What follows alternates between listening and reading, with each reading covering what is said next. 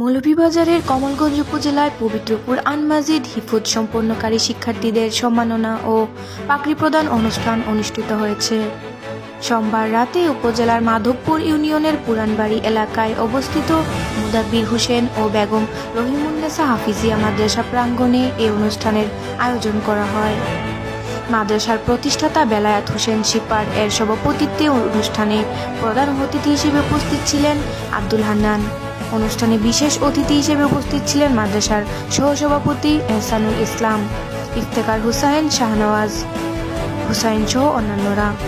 অনুষ্ঠানটি সঞ্চালনা করেন মাদ্রাসার শিক্ষক খায়রুল ইসলাম। এই অল্প সময়ে পবিত্র কুরআন মাজিদ হিফজ সম্পন্ন করায় মাদ্রাসার 3 শিক্ষার্থী মোহাম্মদ ইমরান হুসাইন তপু, মোহাম্মদ সাইফুল ইসলাম ও মোহাম্মদ দেলোয়ার হুসাইন সাফিকে পাগড়ি পরিয়ে দেওয়া হয়।